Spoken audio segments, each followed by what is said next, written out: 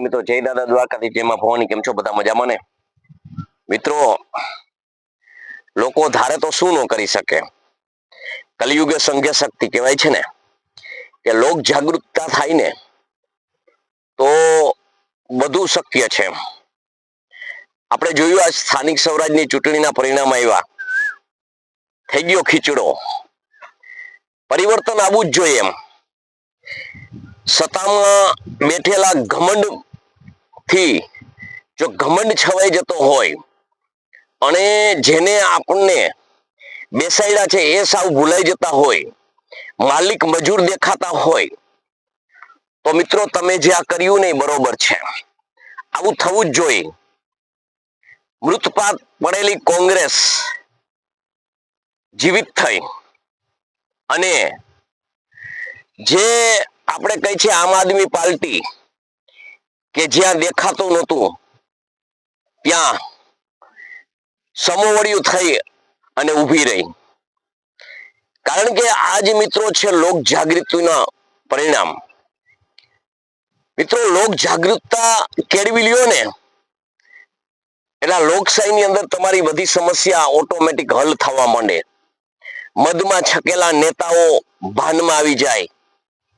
અંધ બનેલા જે અધિકારીઓ જે છે બળ પ્રયોગો કરે છે ને એના ધોકા તો ક્યારે સમેટા જાય ખબર ન પડે હા કાયદેસર કઈ જુલમ હોય કાયદેસર કઈ અરાજકતા ફેલાવતા હોય તો બળ પ્રયોગ પ્રશાસનને કરવો પડે પણ એક ખેડૂતના ખેતરમાં વિમફામ ઉભા કરવા કઈ પણ એવી ઘટના ઘટે અને બેન દીકરીઓને કઈ મર્યાદા રાખ્યા વગર અને જે ધોકા પડે ને એનું આ પરિણામ છે હજી ઘણું વેઠવાનું છે પાયો મંડાઈ ગયો છે ભાજપની સીટો આવી છે આપણે એવું નથી કહેતા કે સત્તા પક્ષની સીટો વહી ગઈ છે પણ જ્યાં એની જે કલ્પના હતી ને કલ્પના બહારનું થયું સાથે જ હજી આવનાર સમયમાં તમે જુઓ એકતા કેળવો નાત જાતના વાડામાંથી બહાર નીકળો કારણ કે મિત્રો તમે જો બહાર નીકળશો ને તો જ તમને દુનિયા દેખાશે અને દુનિયા દેખાશે તો તમને ખબર પડશે કે શું શું પરિસ્થિતિ છે એટલે જે કર્યું છે બરોબર જ કર્યું છે આવું થવું જ જોઈએ પરિવર્તન આવવું જ જોઈએ પરિવર્તન આવે ને તો જ તમારી પરખ થાય કોઈ પણ માણસ પોતાની કાબિલિયતતા પ્રમાણે કંઈ પણ કરે છે ને એની કિંમત જ્યારે તમે આવું એક જૂથ થી કરો ને ત્યારે દેખાય છે કાયદાઓને નેવે મૂકી અને જે આપણો પગાર ખાઈ અને આપણને પીડા પહોંચાડે છે ને એવા અધિકારીઓ નથી ખેર નથી હવે લોક જાગૃત થઈ ગયા છે લોકો નિંદરમાંથી ઉઠી ગયા છે અને યાદ રાખજો પ્રતિનિધિઓ તમે પણ કે હવે આ પ્રજા છે ને એ માયકાંગલીના પેટની નથી આ પ્રજા છે ને તમે શું કરો છો ને એના ઉપર બધી નજર હશે હા મૂળિયા તમે નાખ્યા છે ને ઊંડાઈને ઉખેડવા વાર તો લાગશે પણ એક નક્કી છે ઉખડી જવાના છે એ ફાઇનલ છે ઉખડીને તમે હતા નહોતા થઈ જવા એ ફાઇનલ છે કારણ કે તમે અમારા વેરી નથી પણ તમારી વૃત્તિ જે તમે તમારી જો કામની પદ્ધતિ છે ને એ અમારી વેરી છે અમારા ખેતરમાં આવીને અમારી જમીનમાં કોઈ પણ મંજૂરી મેળવ્યા વગર અમારા ઉપર જે લાઠીચાર્જ થયા છે ને અમારા ઉપર જે અધિકારીએ અહીંયા ફાઇનલ થઈ જતો હોય કેસ અહીંયા સંપૂર્ણ કલેક્ટર કચેરીથી મામલતદાર કચેરીથી જે ફાઇનલ થઈ જતું હોય અને એને તમે કોર્ટમાં ખોઈ દીધા છે ને એનો તમારે જવાબ આપવો પડશે એ તમારી કામચોરી છે તમારી જે કામ પ્રત્યે જે તમારી ફરજ છે ને એ ફરજ પ્રમાણે તમે કરતા નથી એવું સાબિત થશે અમે જેટલા પ્રજા જેટલી અમે પીડાણા છીએ ને એ જે કામથી નથી પીડાણા ને એટલી અધિકારીઓ તમારી નિષ્ક્રિયતાથી અમે પીડાણા છીએ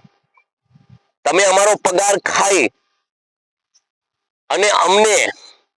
જ્યાં ત્યાં ધક્કા ખવડાવી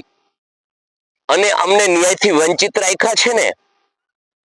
એનોય પ્રજા જવાબ માંગશે. પ્રજા મૂંગી બેરી બાબડી એવી નથી, પ્રજા લાચાર નથી. પ્રજા છે ને એની એકતા નથી. હવે એકતાના મંડાણ મંડાઈ ગયા છે.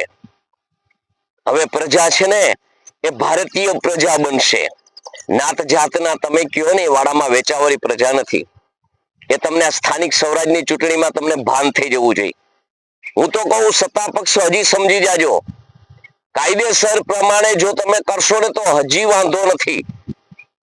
બાકી એક દિવસ એવો આવશે ને કે તમારા હાથમાં સત્તા તો નહીં રહે, પણ તમારા હાથમાં તમારું ઘર પણ નહીં રહે.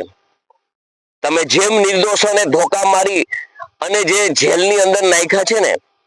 તમે જેમ નિર્દોષો ઉપર અત્યાચાર કરી અને જેનું પડાવી લીધું છે ને, એ બધું પાછું આપવું પડશે. અને તમારે એની જગ્યાએ તમારા ઉપર કાનૂની પ્રક્રિયા કરીને જેના પાસે તમે દંડા મરાવ્યા છે ને, એ લોકો જ તમને દંડા મારશે. ખેર નથી જાવરવો. હવે સમય આવતો જ જાય છે. જોઈ લીધું ને પરિવર્તન. નકર તમે બધા પ્રયોગો કરી લીધા, છતાં તમને જ્યાં શૂન્ય સીટ વિપક્ષની આવતી, એના બદલે તમારા ખીચડો કરી નાખ્યો. તો મારો વિડીયો આ તમને કેવો લાગ્યો ને મિત્રો, એ જાણજો. અને એમાં જો મારી કઈ સાચી વાત હોય ને, અને એમાં કઈ તમને ખોટું એવું લાગ્યું હોય ને, તો માફ કરજો. કારણ કે મેં તો એક આપ સર્વ મારા ભાઈઓ અને બહેનો છો, મારા પોતિકા છો, એટલે મારી જે વ્યથા છે ને એની વાત તમને કરી છે.